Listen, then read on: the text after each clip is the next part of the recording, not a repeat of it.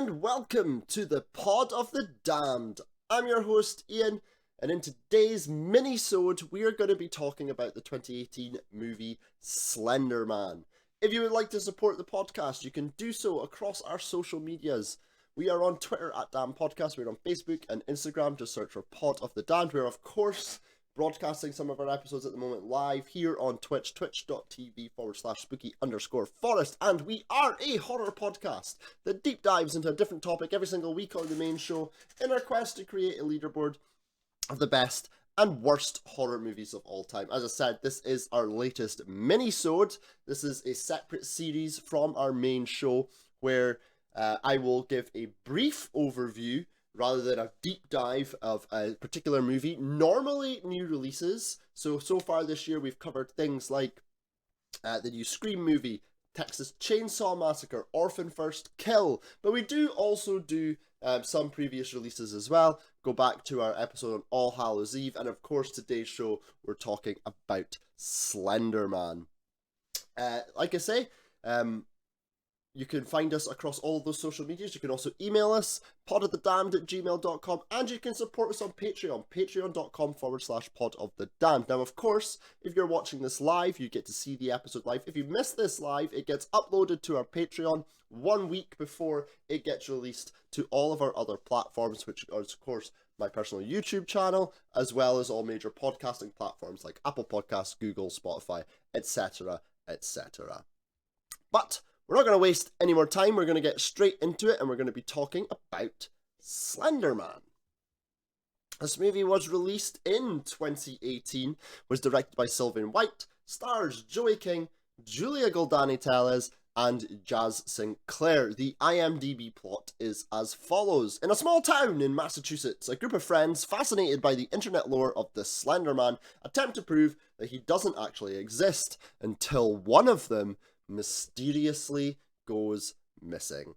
Now, there was a lot of controversy around this, and I'll get into some more of that when we get into the trivia portion. There was a lot of controversy around this movie. I think for most of us who belong on the internet, for most of us who live good portions of our lives on the internet, we're all familiar with the creepypasta for Slender Man. We're all familiar with the controversies that also surrounded it since its inception. Most specifically, the incident with the two young girls who actually stabbed their best friend, or one of their friends, in a homage to the Slender Man. And because of that, there was huge controversy around this particular movie when it came out as well. I will talk more about that when we get into the trivia, but I just want to predicate a lot of what I say on the fact that this movie was not well received even before anyone had received it, if that makes sense. But because of some of the nervousness around this, what we've actually ended up getting is possibly one of the worst horror movies, like one of the sort of bigger budget horror movies, I would say, in like the last decade.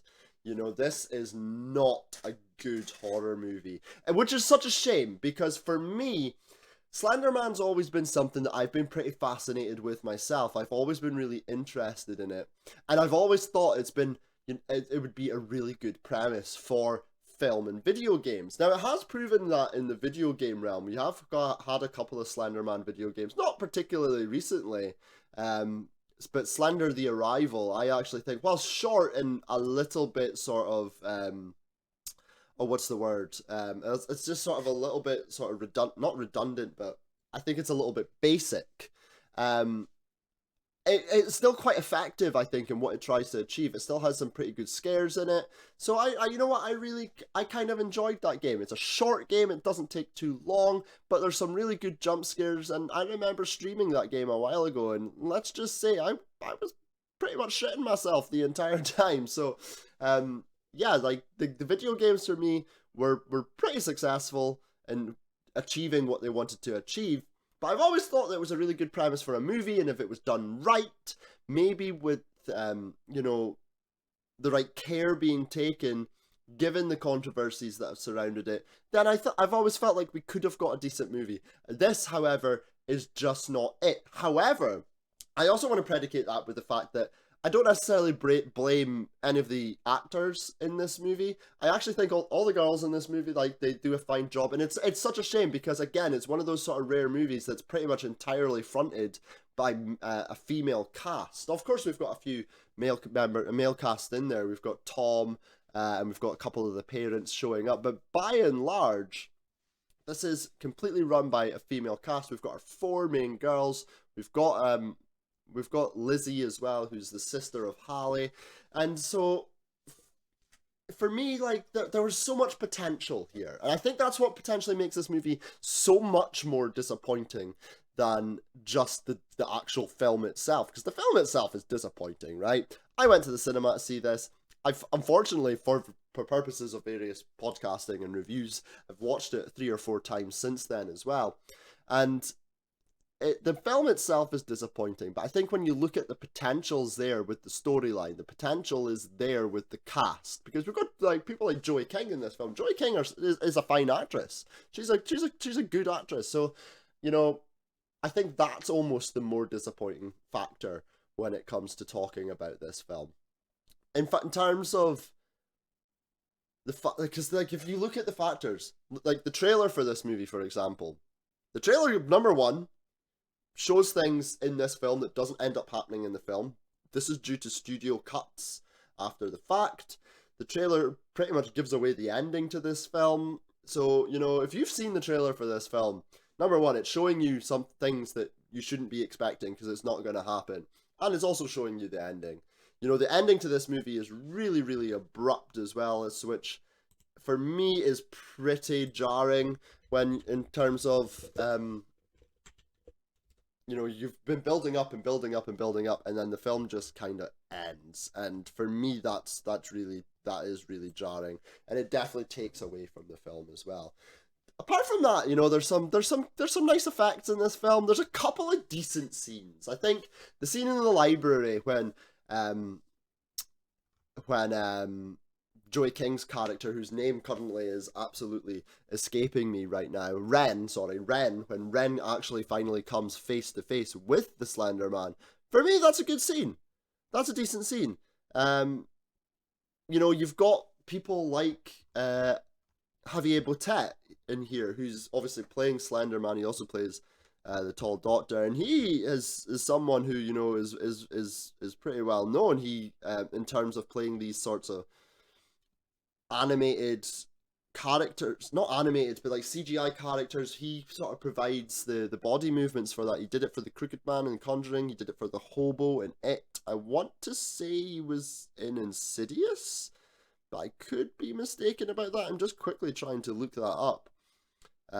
He was the Medeiros girl in Wreck, which is a film he was in Mama. You know, he's done a whole lot of horror.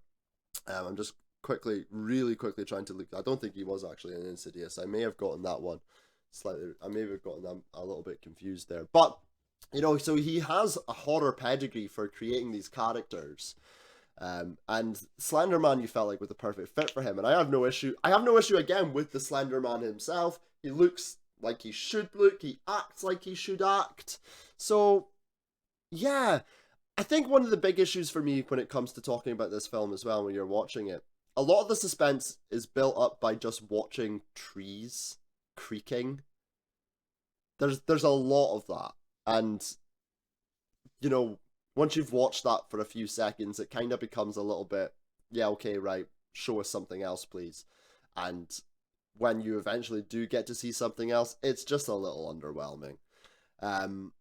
There's so much to really kind of unpack with this movie when it comes to things like that. And like I say, the movie itself just ends up ultimately being a massive disappointment. I think there's some good performances here. I think the girls in this movie, I think they do deliver a decent performance. I haven't really got any complaints about that. But, you know, they've been really hampered by things that have happened after the fact, after recording. And I'm also not sure like how much of that blame also therefore lies at the director's feet as well, Sylvain White. You know, because they've obviously went and created this movie and has had quite a lot of it cut after the fact. Um, well, whether that is the scenes that were in the trailer, whether that is the ending scenes, things like that. So how much? And I think the ultimate question is, and it's an answer we'll never know. Would this film have been any better with all those things in? I think technically it probably would have been a little bit better. I think we'll have gotten better closure. I think it would probably have been a more well-rounded story. But ultimately, would the film actually have been that much better? And I'm really just not convinced that it would have been. So ultimately, for me, this was a big old swing and a miss for a potential here for us to really cement Slender Man as the next sort of on-screen horror villain. When you look at that, you obviously have your classics, but when you're looking at, right, what's the next big thing when it comes to horror villains? And for me right now, the next big thing when it comes to horror villains is Art the Clown, which, they've really, which we obviously covered as well in All Hallows Eve. We've got Terrifier 2 coming out later this year. That for me is the next big horror, or now the big horror villain of this sort of era. And I think Slenderman really had that potential to do that. So, all of these things combined just leads to this film being such a disappointment, because it's essentially killed any interest anyone's ever going to have, I think, of trying to take this any further, especially in the movie realm. I can easily see us getting another video game of some description of a similar character or this specific character at some point. But do I see anyone clamoring now for another Slender Man movie? I think this franchise is dead. So for me, very disappointing film overall. Some decent effects, some decent performances, but a big old swing and a miss. And with that being said, we'll move on to our next segment. We'll talk a little bit about some of that trivia. And then when you think about it, this movie did have a budget of $10 million, which is not a huge budget in today's cinema. But also when you're talking about a horror film, that's not an insignificant budget. It did gross worldwide 51.7 million, so it made some money, but not a huge amount when you think about some of the money that these big horror films can make. As I said, the tall doctor that we see during one of Hallie's visions in the hospital is Javier Botet, who portrays the Slender Man. He is 6'8.5" tall, so he's a very tall guy. During the post-production for this film, Sony and Screen Gems were extremely nervous about releasing film due to the ongoing court cases that I mentioned earlier on.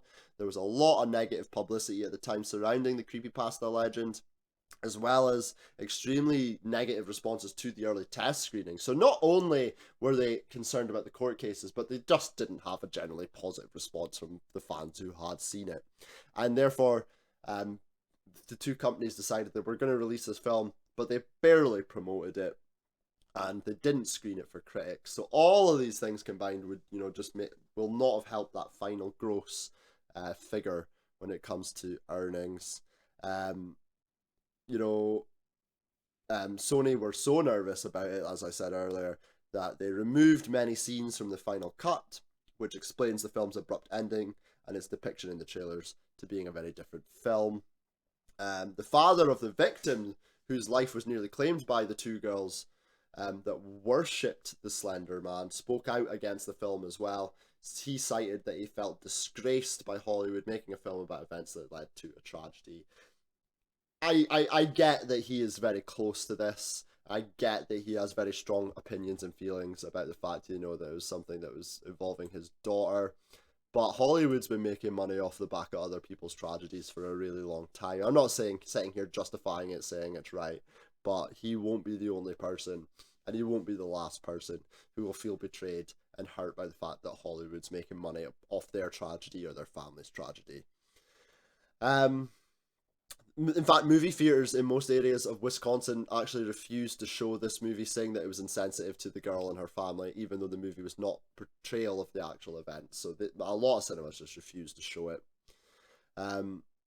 The group Marble Hornets, who are sort of popularized Slender Man, were not consulted or credited for this film. So again, you're not crediting original artists. Pay your artists, guys. Credit your artists. Credit the people who come up with your characters. And finally, Chloe and Tom are both shown in the trailer to die, but neither of those deaths actually appear in the final cut of the movie. although the end scene is clearly revealed in the trailer, as I previously stated. So that will do it for the trivia portion of this episode. We'll go ahead, we'll jump into our final section. It's a really short section this week. It's the ratings and the reviews. And as always, we will start off with the critics' scores. IMDb scoring this just 3.2 out of 10. Just a 3 out of 10 for Metacritic. The Rotten Tomatoes critics scored this 8%, with the Rotten Tomatoes audience giving it 17%. And I feel like they're probably being a little bit generous there. As I said, I think for the fact that I feel bad for some of the creative minds behind this movie, because, you know, a lot of it got cut without them really wanting it to happen. I think we would have probably gotten up. We definitely would have got a better film had, I think, the cuts and things not been made. Would it have made it a good film? No. I think we're literally, because I'm going to rate this a 2 out of 10. And I think that gets really the difference from this being a 2 to maybe being a 3 or a 4. So it's still, I don't think, would have been a good film.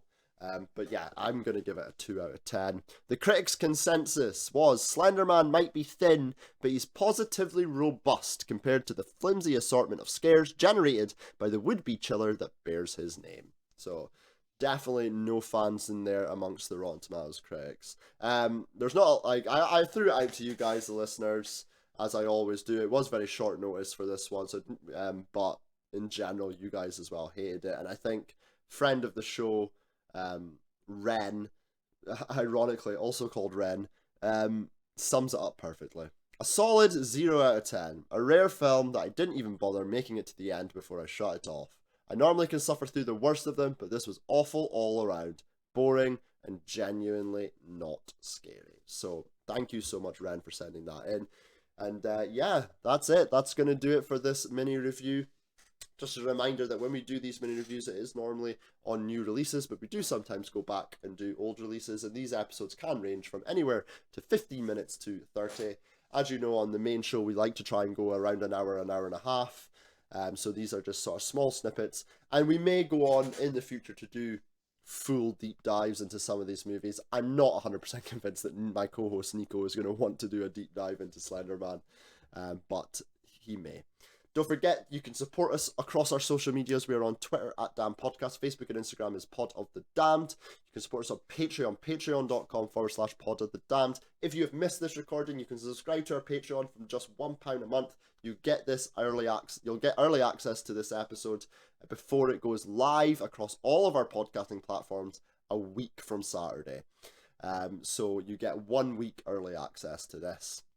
And you can also email us, podofthedamned@gmail.com. Next week on the main show, Nico obviously will be back. We're going to be talking about the 1986 horror comedy movie Critters. One I'm very excited to talk about. It's something a little bit different that we've been covering lately as well. So I'm very excited to be talking about that. But until next week on the Pod of the Damned, just remember, you're damned if you do, and you're damned if you don't.